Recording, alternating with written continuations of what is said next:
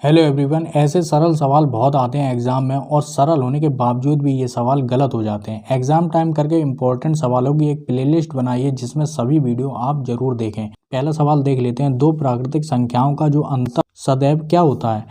Option A, option B, option C, option D दिया गया है। तो कभी कभार सवालों में होता क्या है कि सभी ऑप्शन आपको सही लग सकते हैं। ठीक है, यहाँ पर सबसे पहले प्राकृतिक संख्याओं का जो अंतर है वो लिख लेते हैं। यहाँ पर जैसे मान लेते हैं 3 में से 2 गया तो कितना आया?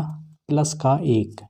ठीक है, यहाँ पर माइनस के 3 में से 2 गया तो कितना आ जाएगा? माइनस का 1। एक तरफ तो प्लस 1 आ रहा है, एक तरफ तो माइनस 1 आ रहा है। भले ही प्राकृतिक संख्याएं जरूर ली हैं, ठीक है, लेकिन यहाँ पर एक तो प्लस आ रहा है, एक माइनस आ रहा है। ठीक है, तो यहाँ पर धनात्मक भी हो सकता है, ठीक है, और ऋणात्मक भी हो सकता है। तो ये कंप्लीट ऑप्शन नहीं है ये वाला। ठीक है, तो ये ऑप्शन आपका गलत हो जाता है। संपूर्ण संख्या तो सभी होती हैं, तो यहाँ पर ये भी ऑप्शन गलत हो जाता है।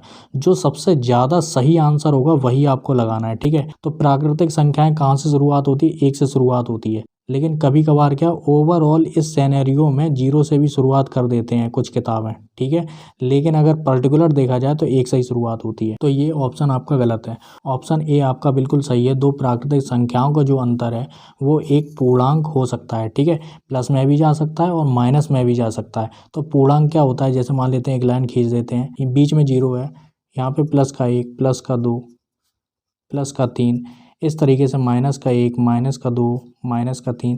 इस तरीके से ये सभी जो संख्याएं हैं वो सारी की सारी क्या होती हैं? पूर्णांक होती हैं। ऑप्शन ए आपका बिल्कुल सही है। दूसरा सवाल भी इम्पोर्टेंट है। कभी कभार क्या बृहत्तम की जगह बड़ी से बड़ी संख्या या बड़ी संख्या दे दी जाती है। न्यूनतम की जगह छोटी छोटी संख्या या छोटी संख्या दे दी जाती है। 4 अंकों की बृहत्तम संख्या यानी कि बड़ी से बड़ी संख्या, न्यूनतम संख्या यानी कि छोटी से छोटी संख्या का योग बताना है।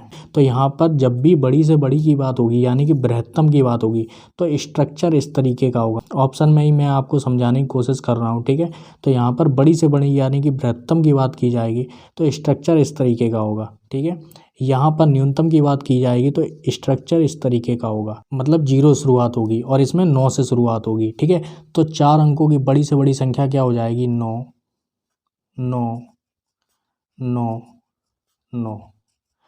ठीक है, बृहत्तम में या बड़ी से बड़ी संख्या में क्या होता है कि सारी जो संख्याएं हैं वो 9 9 की ही होंगी। ठीक है, न्यूनतम में क्या होता है? देखिए यहाँ पर 0 लगाया, 0, 0।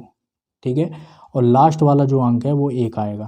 ठीक है, इसको हम लोगों को जोड़ना है, योगफल कितना है वो पता करना है। तो यहाँ पर 9, 9, 9 और यहाँ पर आ गया 10।